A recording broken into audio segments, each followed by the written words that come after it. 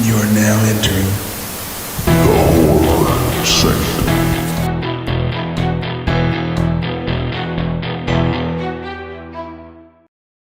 Hello, and welcome back to the Horror Sanctum podcast. I'm Jay with Kellen and TJ.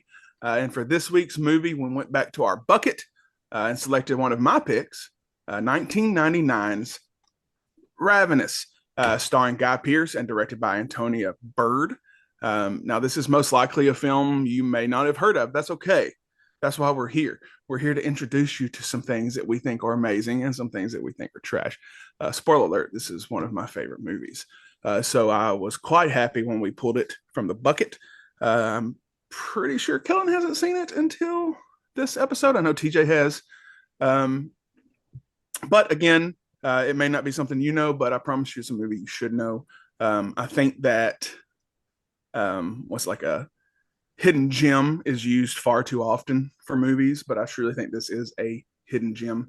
It's fantastic. So if you aren't familiar, upon receiving reports of missing persons at Fort Spencer, a remote army outpost on the western frontier, Captain John Boyd, played by Guy Pearce, is sent to investigate. After arriving at his new post, Boyd and his regiment aid a wounded frontiersman, F.W. Calhoun, played by Robert Carlyle, who is fantastic. Mr.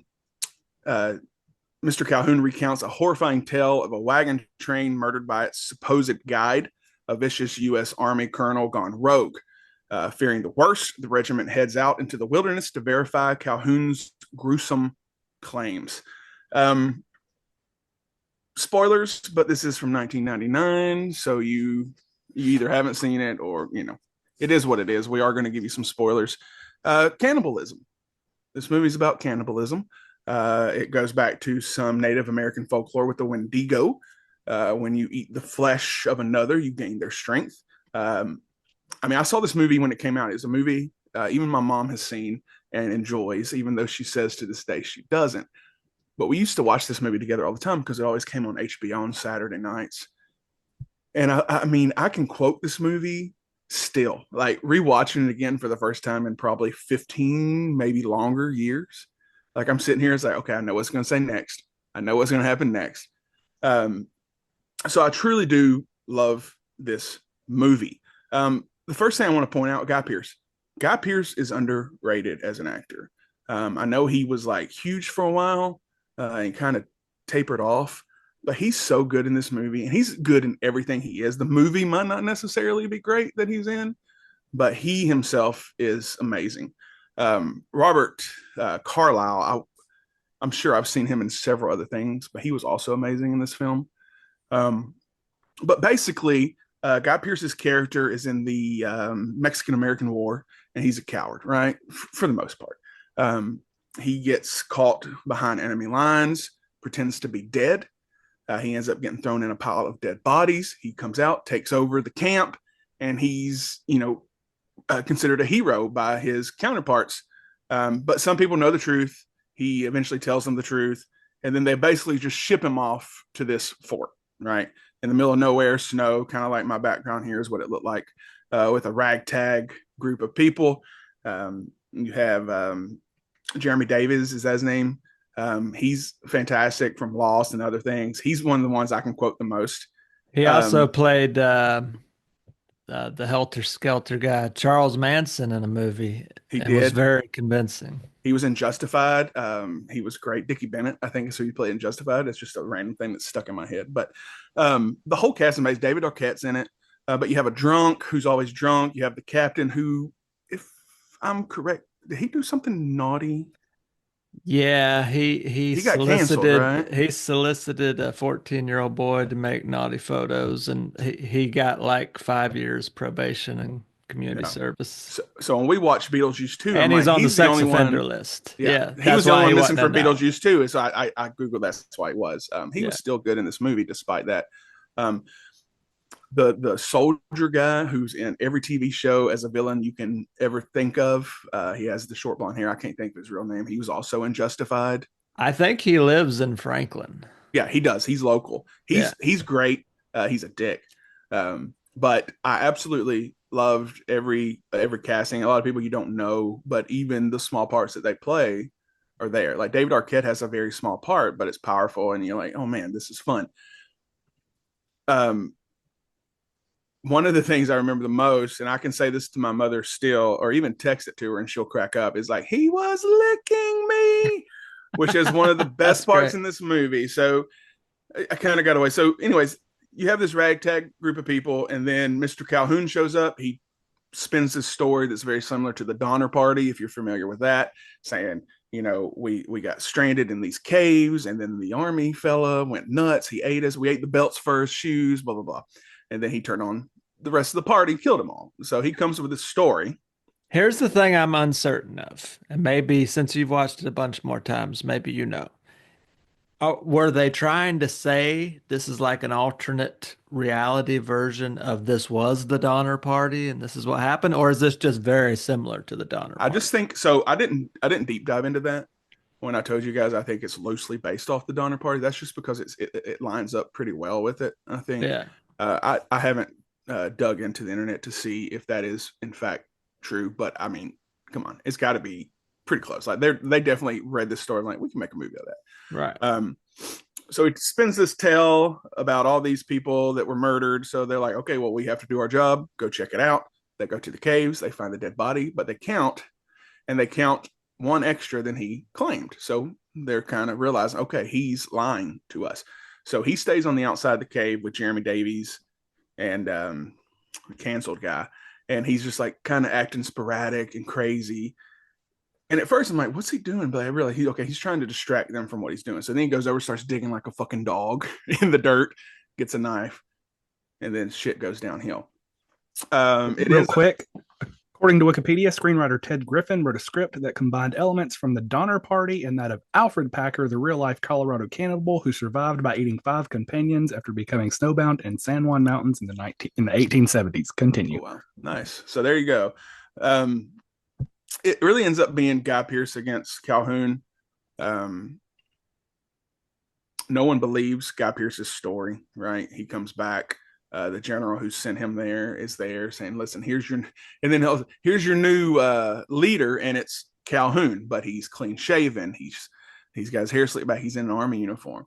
And like, he's the only one that realizes this. No one believes him, but shit quickly hits the fan. Fantastic movie. And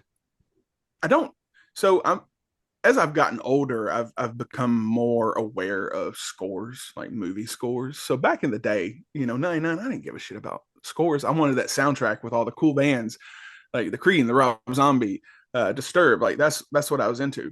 So Jurassic Park, I think, was the first movie where the score really got my attention. I'm like, man, I had it on a CD. I did a play in middle school or high school, I guess middle school. And I don't even remember what the play was, but I was in charge of the music, and I basically just did the Jurassic Park soundtrack to all these things. So that made an impact on me. The next movie I can think of that made an impact on me with the score was Ravenous. I love this score. It's quirky. It's weird. It almost has like a little energy to it. It's got to have an accordion at some point in it, right? But I'm like, man, I really want to own that. So I looked it up on eBay. It's like 50, 60 bucks on a CD for a CD. Like, it's insane because I guess there weren't that many. But that was just another thing. Like, even when we said, okay, let's sit down and actually do this episode, I'm sitting here thinking of all the quotes. He was licking me, Mr. Calhoun, like all these different things. But that score was in my head. And I mean, perfect. Because when I rewatched it yesterday, and every time like music came on, I'm like, that's exactly how it sounds in my head. So this movie was incredibly impactful for me. The score is very minimalistic too. Yeah. And that's half the time great. I don't know if it's something happening in the movie or if it's the soundtrack. Yeah, and like I've said already, like my mom enjoyed this movie. So my mom doesn't like horror. So us having a movie that we can sit and talk about and watch without her losing her mind, that meant a lot to me at the time too. So I like the idea of the Wendigo. I always like when there's a bug in the house and one of my cats get it, I'm like, oh, she now has the strength of that fly. Like, what's she gonna do? I like that concept.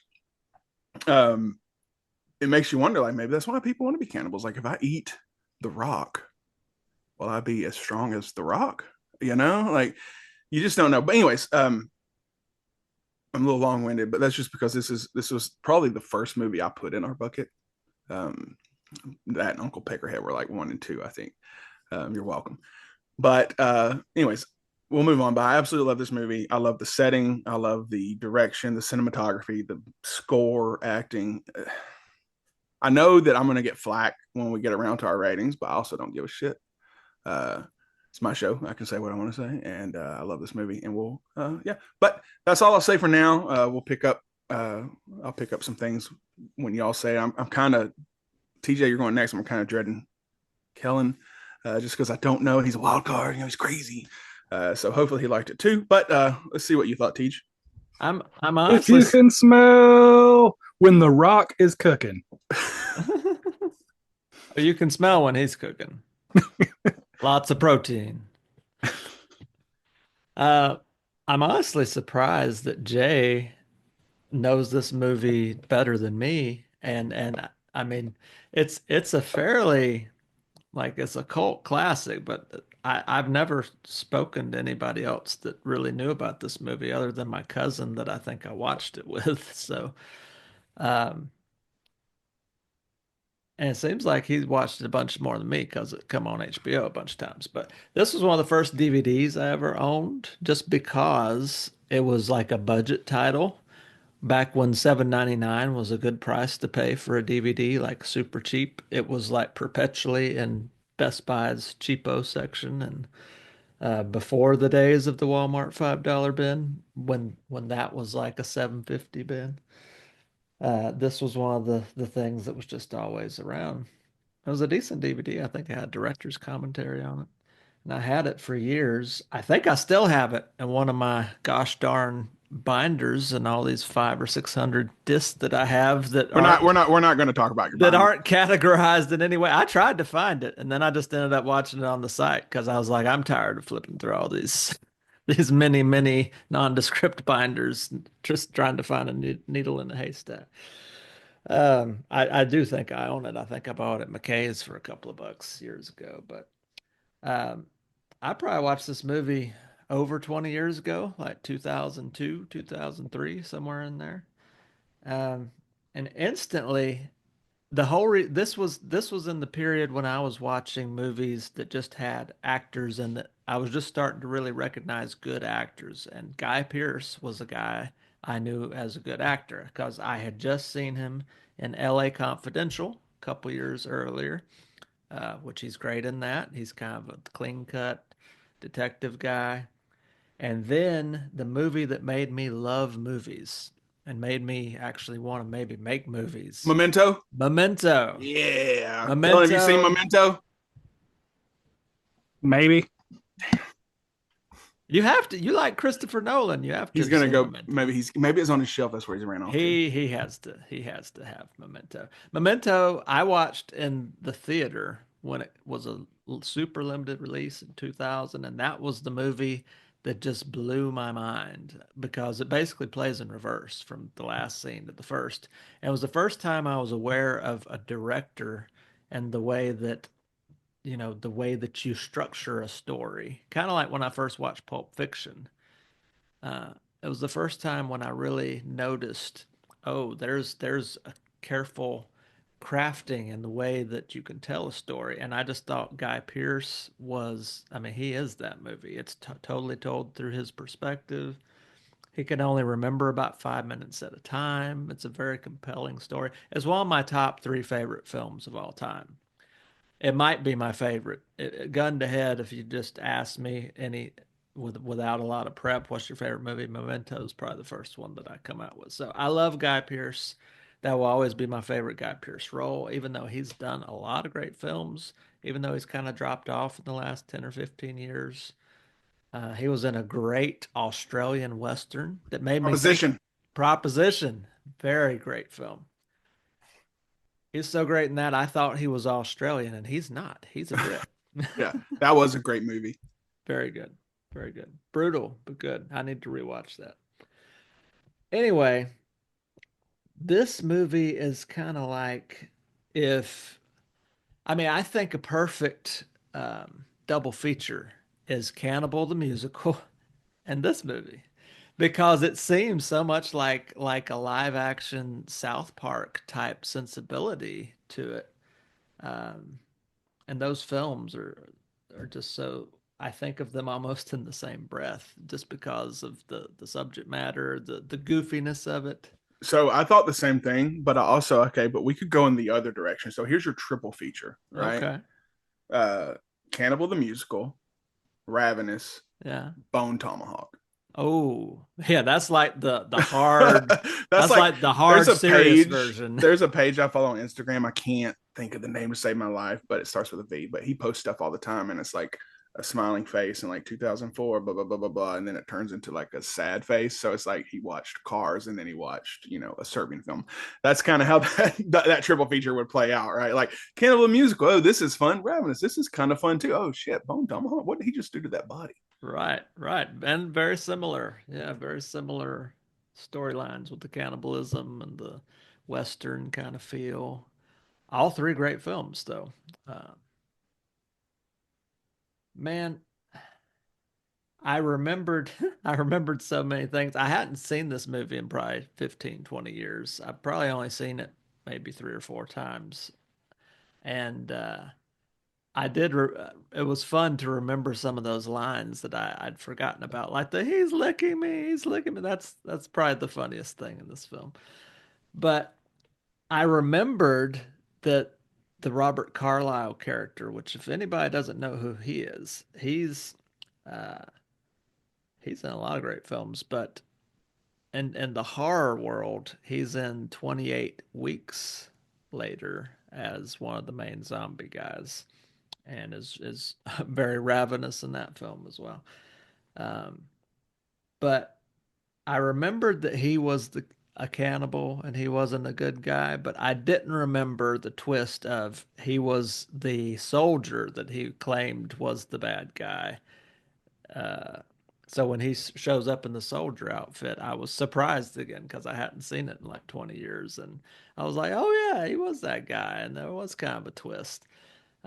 This was the first movie that I had ever heard the term Wendigo or Wendigo, however you say it. I think that's become a more popular concept in horror films in the last probably decade than it was. This was way ahead of its time. I don't remember hearing about Wendigos. I think there might have been one random X-Files episode that mentions Wendigos. I think Supernatural did something with Wendigos, but at There this was point one in time, movie. I don't think it was before this. The guy from he was a vampire. I can't think of the name. he was a vampire and a Wendigo. Wow, he No, had the movie he did that Joe Bob played, he was a vampire, and it's just like a short name in Brooklyn. He's missing a tooth. I can't think of his vampire in name. Brooklyn. No, no. I'll Google it. We'll figure it out. Who's seen Jacob's Wife with Barb? Has anybody else seen Jacob's Wife? I He haven't was seen it. Jacob. I don't know. I should have had this written down. I didn't know this is where we were going to go. Huh. But you continue, TJ. I'm going to find his name. Yeah, Larry there. Fassbender. Sorry, Oh, okay, yeah, yeah, he yeah. did a Wendigo movie, but I think that was probably the early 2000s.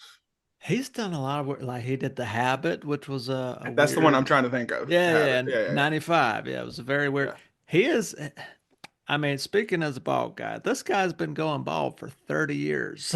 I don't know how. Still going. Still I don't going, know dude. that. I mean that hairline is something to applaud, man. But I actually liked his. I know you didn't really like it, Jay, and I think we're the only ones that watched it that we know. But the werewolf movie he did, Yeah, Blackout. it was fine. I think I hyped it up more than I should have going into it. It was fine, I mean, but for an indie horror film of that ilk, I mean, it's one of his more accessible, I think, yeah. because he's really indie. Um, I almost bought the Larry Fassbender collection when I saw it at McKay's, but it was like $60. I didn't want to get it. I've picked that up so many times. It's gone now, so someone has in fact bought it. Yeah, I couldn't justify it, knowing that maybe I would only watch the films once and then trade it back to McKay's. So is what it is. Anyway, Ravenous, man, I love the tone of it.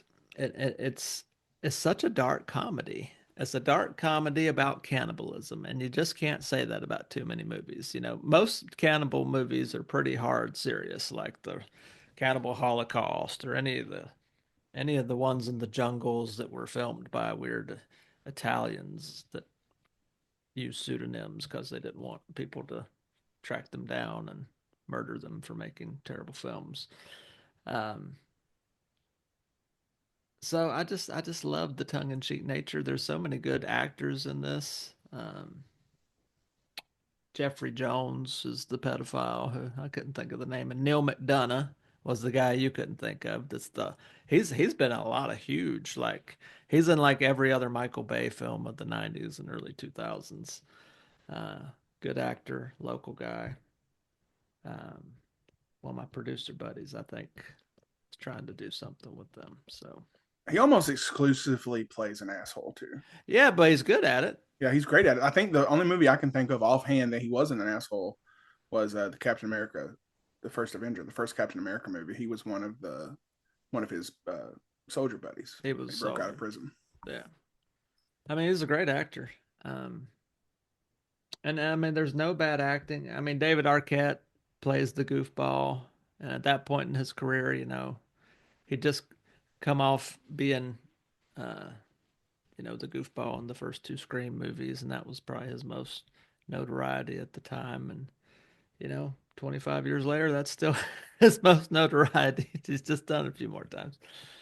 Um, but yeah, I like the poetic ending and even how it's kind of darkly humorous. It's like that's kind of the only way it can end because they kind of pit these two philosophies of, okay, if you have this great power and you can basically heal yourself and be this superhuman, but you have to have this lust for blood and continue to do it. It is very similar to the vampire story.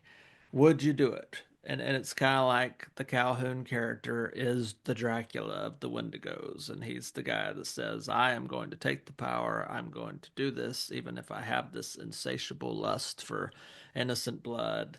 I'm going to find a way to do it. I'm going to bring people into my cult of doing this and being my minions to do this with me." And for whatever reason, he just has this hard on for Guy Pearce's character, and he wants to make him a Wendigo with him, and it just don't pan out for him. Um, I guess his resolve was a little too great for the Wendigo. So, but I'm dying to know. I really like this film. It's a weird ass movie. I can't really describe another movie like it other than the two that Jay stated. And they're two very opposite ends of the spectrum. Ravenous is kind of like that marriage of Cannibal the musical meets Bone Tomahawk. That's what you'd get is Ravenous, and that's a great night at the movies to me. But what did you think, Wild Card, Kellen? Well, just to put your mind at ease, TJ, this is the special edition box of Yes, it is. Memento Nice. that I bought. If you're not aware, I've been purging my movies. I've kept about 25%. And that was one that I absolutely didn't. That's the even think special about giving edition away. DVD. Correct. It's so weird with the titles. It's hard to know how to play that movie. And I got it at FrankenCon last year for $4. So somebody screwed up because this is amazing. And I absolutely love that film. It's one of my favorite films of all time as well. I put it up there with just about anything as far as across the board acting, story, everything is fantastic. It also has one of my favorite scenes in movie history when he's running from the guy that's shooting at him and he stops and he says, "Why am I running?" And then a bullet flies by in his head. I guess I'm chasing somebody. Nope, they're chasing me. I love that scene so much. It cracks me up to this day. Yeah. And if you don't think you know who Guy Pearce is, you do. Just he's that one of those guys who you don't know his name, but you recognize his face. He was in Memento, LA Confidential, Iron Man 3, The King's Speech, The Hurt Locker, Prometheus, Rules of Engagement, on and on. He has a very prolific career that has been decades covering. So you know who Guy Pearce is, and he's fantastic in this. My problem is the humor felt out of place because it wasn't consistent enough, if that makes sense. It's listed as a horror comedy Western, and the humor just falls flat to me. because they spend the rest of the time being serious. So the scene that kind of took me out was when he's killing all of them, and it's getting really intense. And then you've got Neal McDonough chasing after him through the woods with Guy Pearce, and they get to the mountaintop, and he's there, and he they fight. He gets stabbed or he gets the knife in the chest, and you've got Guy Pearce left, and he takes off like he's gonna run, and it's almost like Benny Hill music starts playing. I love that part though, because the last scene is him going over to the edge with his hands behind his back and just kind of like, could I make that? Like, did he survive that? Like, and that's where I think the score comes in too, because you're right, the humor is not consistent, but that music is just odd enough to remind you that this is a little comedy going on. Or the music is just odd enough to be completely out of place and pull you out of what otherwise would be a very tense scene, which is what it did to me. If you take the few humor elements out of it, or if you go full sail into it being a true horror comedy, it falls in that category that sometimes happens for me where they try to do too many things. But the thing is they do the horror and the acting so well in this movie that's kind of the only real sour part for me is the comedic stuff. Who leaves a giant bear trap open and primed in a barn? Like that made no David Arquette's character. Possibly the goofball. Or anybody that knows when to go is in the fort with it. Maybe the Native American lady that was with them, she did it. It just let me back. I don't dislike this movie. I really enjoyed it. It was a fun watch. It's an hour and 41 minutes long. And we talk about this all the time, movies that feel longer than they are, movies that feel shorter than their runtime. This one feels exactly an hour 41, and that's not a bad thing. It fills its length, but the time is filled, if that makes sense. So you're watching a longer movie. If you're going to go by comedy standards, 120, 130, that's your typical 90s comedy sweet spot. This one, I'm fine with the runtime because, like I said, the acting's great. Robert Carlyle is fantastic. Guy Pearce is fantastic. David Arquette's underutilized in this movie. I feel like that was his peak career was the 90s. You look at some of his biggest films, obviously the Scream movies. But I think Jay will agree with me on this, probably TJ. He's an underrated actor. If you actually look at some of his better roles, he's phenomenal. He's kind of one of those people you kind of feel bad for because obviously there's some stuff in his background that maybe messed him up a little bit, but he's an amazing actor. And anytime you see him in a role that he's taking seriously, he's great. I feel like they underutilized him in this, trying to make him a little more comic relief, like the simpleton. And I feel like that was a waste. I feel like you could have been gone more the horror route and had him picking them off one by one because you had a fantastic cast right there, and they're gone before the halfway point. He buzzes through them, and then it's a whole new cast, minus he who shall not be named for acts that he did, coming back. Plot twist: he didn't actually die. He became one too, but then decided he wanted to die, and that was such a quick twist. I feel like that was unnecessary for the movie. For him to be like, "Yeah, you can join us. Please kill me. I don't want to live like that." I mean, it was a hard turn. Yeah, he's like literally the scene before he's eating people's stew. He's like, "Yeah, what are you gonna do? Please kill me is what you're gonna do because I don't want to be a vampire." Basically, what happened. So that's the only downside to this movie. I feel like the comedy elements they should have either just went full sail into the comedy and it just been, like what is it? The Eddie Murphy Dracula movie that's a little sillier. Vampire in Brooklyn. Yeah. But I feel like they should have just either gone full tilt with the comedy and it had been a little sillier throughout. Or they should have just gone full serious and made it a true horror Western. Because those scenes work. The part where they're in the cave and Neal McDonough is counting the bodies and he comes to the realization he's like, it's a trap. Like that scene's so intense. And like Jay talked about the way he's doing the motions and acting weird, almost to try to throw them off or to get them confused, so that they don't really know what's going on, so that they can't piece it together. Another thing that I thought was kind of interesting that they didn't utilize more is his teleportation ability.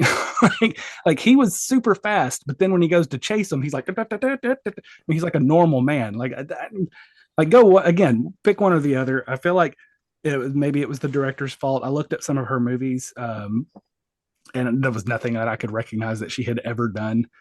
British director, I can't remember her name. Last name Bird. But that being said, Antonia Bird. Antonia Bird. That being said, this is a fun movie. The parts that it misses don't take away from the enjoyment of the film. Just a couple of scenes that I would have changed. That's, me being hyper judgmental like usual. A couple of scenes I would have changed or done differently. But I mean, you have the cast, you have the acting, the story is good. The Guy Pearce trying to decide. I mean, he kind of has the thirst for flesh because of the situation he was put in, where he's at the bottom of the stack and the blood's running in his mouth and doesn't understand it. And here comes Robert Carlyle's character to explain to him what's going on. Kind of sees that bloodlust is in him and wants him to be part of his team, which all makes sense.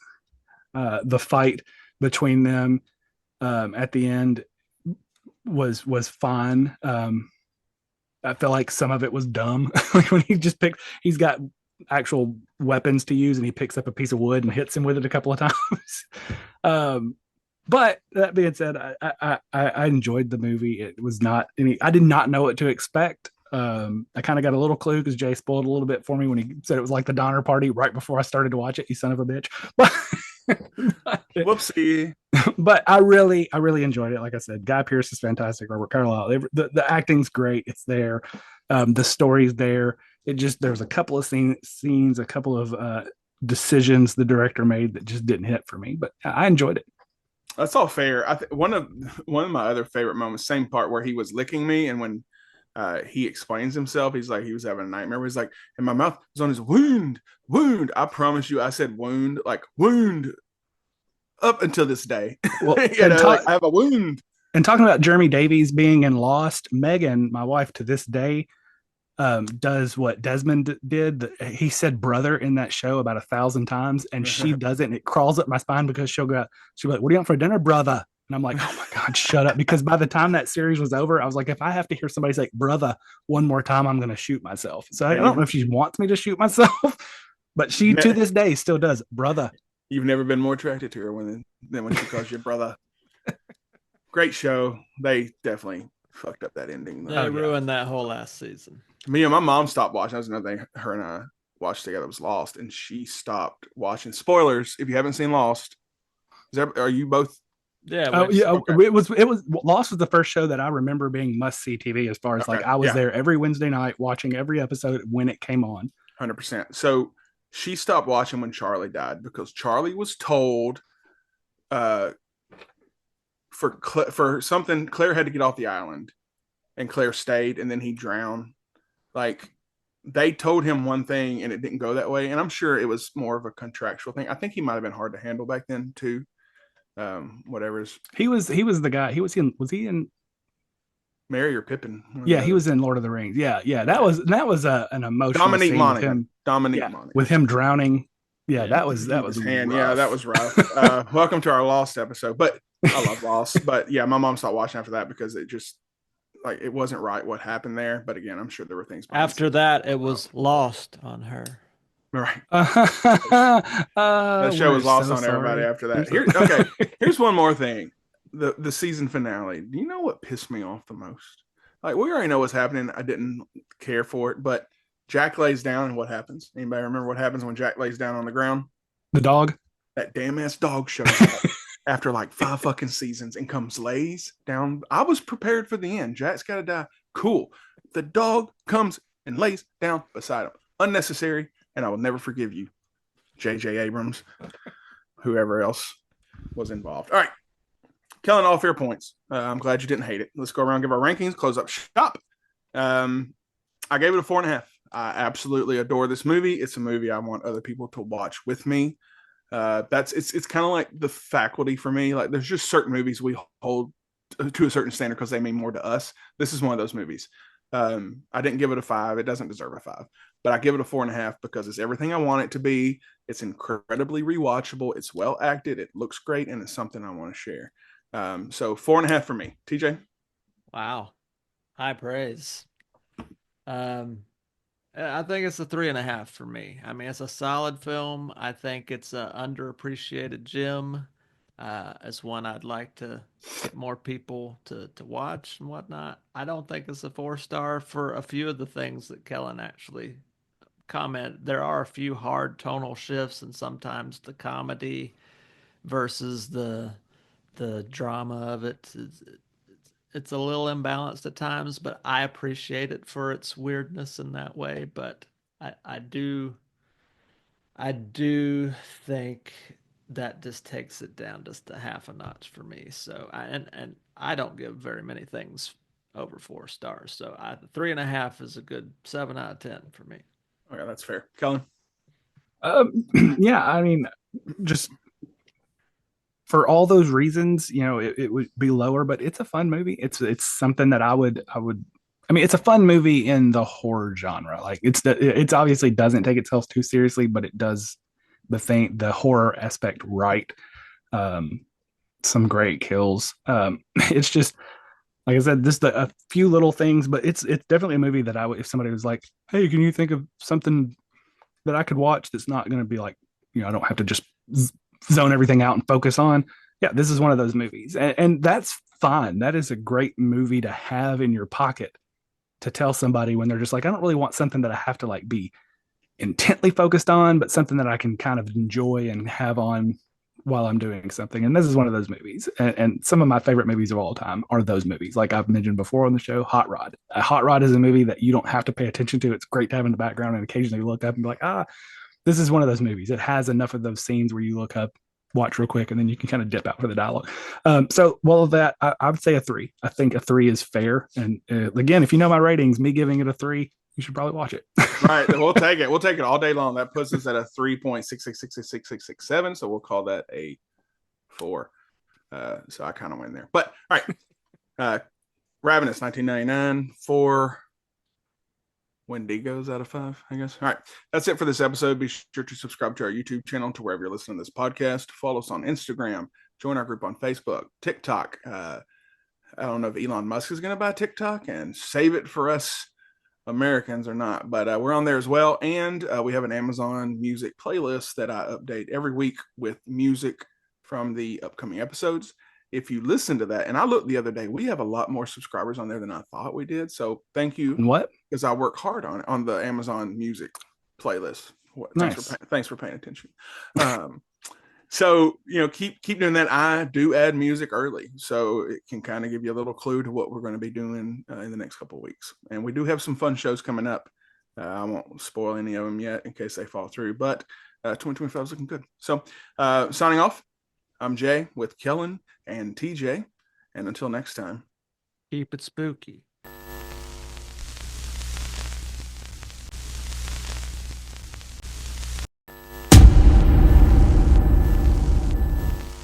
He was licking me. And quit licking me. My wound. My wound. I fucking love that movie.